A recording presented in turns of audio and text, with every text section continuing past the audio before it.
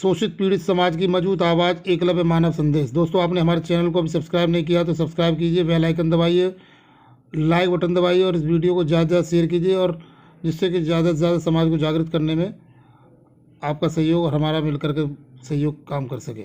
ये आप देख रहे हैं गाजीपुर की धरती पर लंका मैदान में आयोजित बिंद दिवस की झांकियाँ। आप पूरी वीडियो अंत तक देखें, इसमें बहुत सारे कार्यक्रम की जानकारी है। 2 मिनट खातिर हो जाए बहनवा।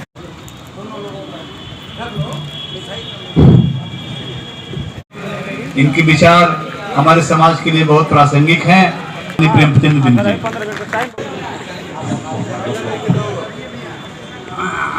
दुर्विजय भैया,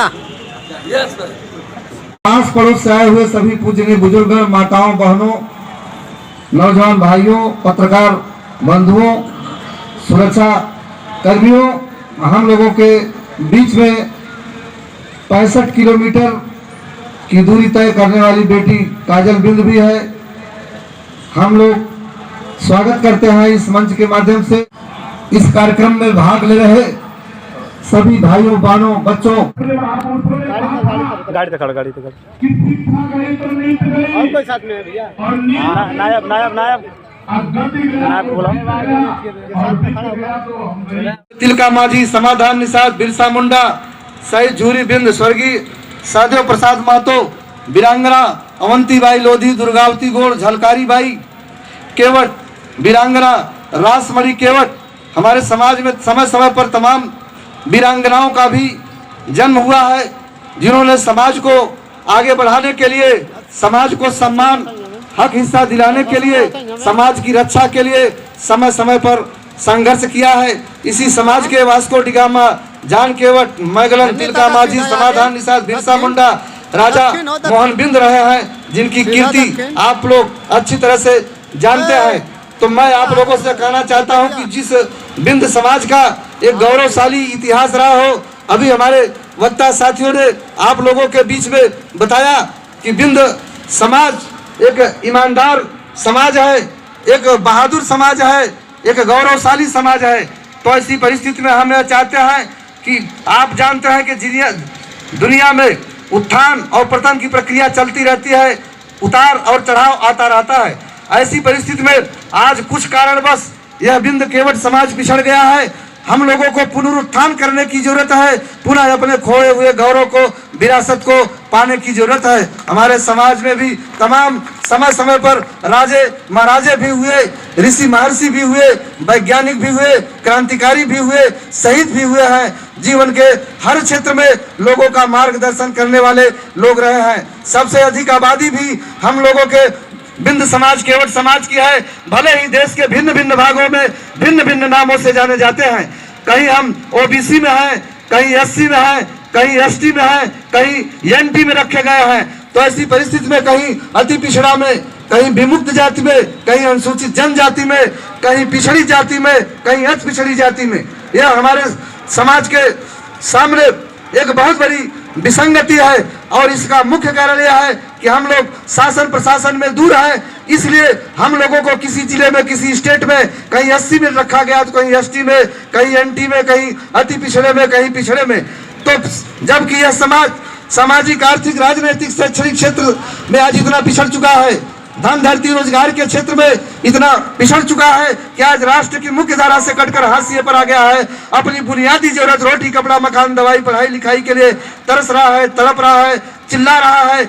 ऐसी परिस्थिति में इनको आगे बढ़ाने के लिए आप लोगों को संघर्ष करने की जरूरत है। कोई भी समाज तभी आगे बढ़ता है जब उस समाज में ज्ञान होता है, जब उस समाज में शिक्षा होती है, पढ़ाई लिखाई होती है। इसलिए अपने बच्चों को आप लोग जरूर पढ़ाइए, एक रोटी कम खा लीजिए, सस्ता कपड़ा पहनिए, लेकिन बच्चों को निश्चित रूप से आप लोग पढ़ाइए। और इसके साथ ही साथ वही समाज आगे बढ़ता है जो समाज संस्कारवान होता है।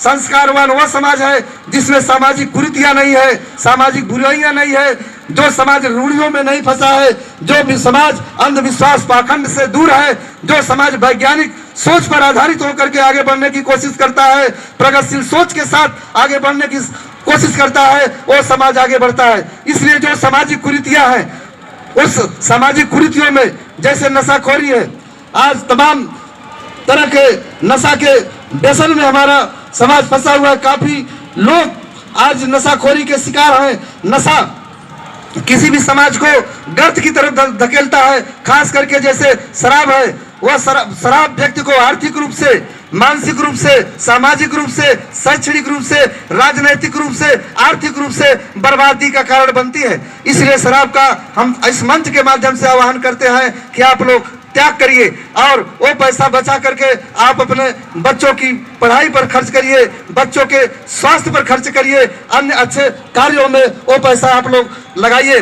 और जो तमाम लोग अंधविश्वास, पाखंड, रूढ़िवादी, पोकापंथी विचारधारा के माध्यम से हमारे समाज का मानसिक शोषण करते हैं, समय समय पर आर्थिक शोषण करते हैं, आर्थिक और मानसिक शोषण होने से भी आप लोगों को बचना होगा। क्योंकि जब तक आपका शोषण होगा, चाहे किसी भी रूप में शोषण होगा, आर्थिक, शारीरिक, मानसिक, सामाजिक, राजनीतिक, तब तक आप आगे कैसे बढ़ सकते हैं। हम चाहते हैं एक शोषण मुक्त, भय मुक्त समाज बनाना चाहते हैं, संपूर्ण शोषण का खात्मा हम करना चाहते हैं। इसके लिए आप लोगों को संगठित होकर के संघर्ष करना होगा। आशा और संघर्ष ही जीवन है। तो देखिए, जो भी समाज, वर्ग, जाति, बिरादरी, कौम, कम्युनिटी के लोग, नस्ल के लोग, वर्ग के लोग अपने हक, अधिकार, हक, हिस्सा, आरक्षण, मान सम्मान, बहुमुखी विकास के लिए संगठित होकर के संघर्ष नहीं करते, उनको गुलाम बना लिया जाता है, उनको अपमानित किया जाता है, उनके ऊपर समय समय पर अत्याचार होता है, उनका अमानवीय शोषण किया जाता है। इसलिए आप लोग संगठित होने का काम करिए। संगठित होकर के आप लोग सत्ता में भागीदारी प्राप्त करिए। राजनीतिक सत्ता वो मास्टर चाबी है जिससे हर बंद दरवाजा खोला जाता है, हर खुला दरवाजा बंद किया जाता है। जिसकी लाठी उसकी भैंस, जिसका राज उसका दोहाई। आप में सामाजिक जागरूकता न होने के कारण, राजनीतिक जागरूकता न होने के कारण इस देश की तमाम पार्टियों ने समय समय पर आपका शोषण करने का काम किया है, आपको वोट बैंक के रूप में इस्तेमाल किया। केवल बिंद समाज की बात नहीं है। जो भी समाज शिक्षित नहीं होगा, जागरूक नहीं होगा, संगठित नहीं होगा, उसको इस देश में तिरस्कार मिलेगा, अपमान मिलेगा, शोषण मिलेगा। 1, 2, 4 टिकट एमएलए का दे करके, जैसे यूपी का विधानसभा का चुनाव 2022 में होने वाला है, जिला पंचायत का चुनाव भी, त्रिस्तरीय पंचायत का चुनाव होने वाला है। जो तमाम बड़े बड़े दल है 1, 2 टिकट, 4 टिकट, 5 टिकट दे करके आपका करोड़ों करोड़ वोट लेने का कार्य करेंगे। इसलिए आप लोग जागरूक होइए, आप लोग संगठित होइए। और मैं आपको बताना चाहता हूं कि आपका हक, हिस्सा, आरक्षण तभी मिल सकता है जबकि सदन में लोकसभा हो, चाहे राज्यसभा और विधानसभा और विधान परिषद में आवाज गूंजेगी।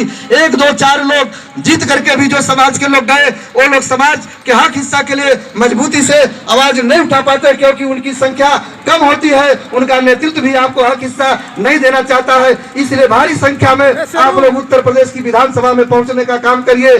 भारी संख्या में, चाहे नगर निकाय का चुनाव हो, चाहे जिला पंचायत का चुनाव हो, भारी संख्या में जब जीत करके आप लोग जाएंगे तो आपकी बात को सुनी जाएगी, आपको आरक्षण और हक, हिस्सा मिलेगा। और दुनिया में संपूर्ण हक लेने के लिए, संपूर्ण हिस्सा लेने के लिए, संपूर्ण आरक्षण लेने के लिए, संपूर्ण सम्मान के लिए और संपूर्ण विकास के लिए संपूर्ण क्रांति जरूरी होती है। इसलिए आप लोग संपूर्ण क्रांति करिए, बहुआयामी क्रांति करिए। सामाजिक क्षेत्र में, शिक्षा के क्षेत्र में, राजनीति के क्षेत्र में, रोजी रोटी के क्षेत्र में, आर्थिक क्षेत्र में, हर क्षेत्रों में आप लोगों को संपूर्ण क्रांति करना है। हमारे समाज के ऊपर समय समय पर अत्याचार हुआ है और उस अत्याचार का मुकाबला करने के लिए आप लोग वीरांगना फूलन देवी के संघर्षों से प्रेरणा लेकर के आगे बढ़िए।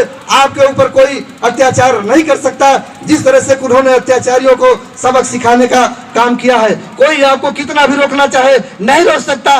वीर एकलव्य से आप लोग प्रेरणा ले लीजिए। उनको गुरु ने शिक्षा नहीं दिया, लेकिन दुनिया का सबसे बड़ा धनुर्धर बन करके दिखाया। तो मैं आप लोगों से कहना चाहता हूं कि प्रेमचंद बिंद भी, तमाम लोग जैसे कहीं कहीं सवाल भी उठाते हैं, अरे 25-26 साल हो गया, सफलता क्यों नहीं मिल रही है। तो मैं आपको बताना चाहता हूं कि प्रेमचंद बिंद को भी आज जो तमाम पार्टी के चलाने वाले लोग रहे, उन्होंने हमारे साथ द्रोणाचार्य जैसा व्यवहार किया। और एकलव्य की तरह मैंने खुद से आप लोगों के बीच में जाकर के, समाज के बीच में जाकर के, समाज के विचारों को लेकर के मैं राजनीति में अब पारंगत हुआ हूं और विश्वास दिलाना चाहता हूं कि आने वाले दिनों में आपकी बहुत बड़ी हिस्सेदारी होगी और यह प्रगतिशील मानव समाज पार्टी तो जो लोग आप लोग गठबंधन की बातें करते हैं, मैं आपको विश्वास दिलाना चाहता हूं, इस बार मैं आप लोगों के बीच में ये दृढ़ संकल्प के साथ आपको विश्वास दिलाना चाहता हूं कि 2021 ये जो सन आ रहा है, इसमें भारत की सभी पार्टियां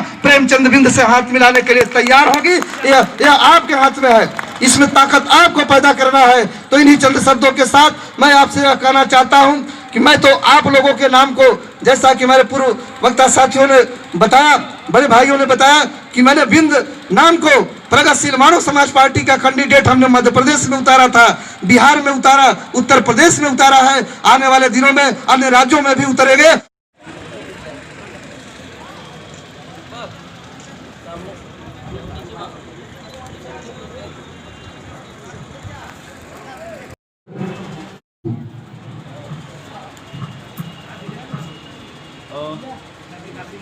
इस मंच के माध्यम से हृदय से हार्दिक अभिनंदन। इस मंच पर बहुत ही खुशी की बात है, बस सर उसी तरह आज मैं पहली बार गाजीपुर की धरती पर बुद्धिजीवी, अभिभावक एवं नौजवान साथियों,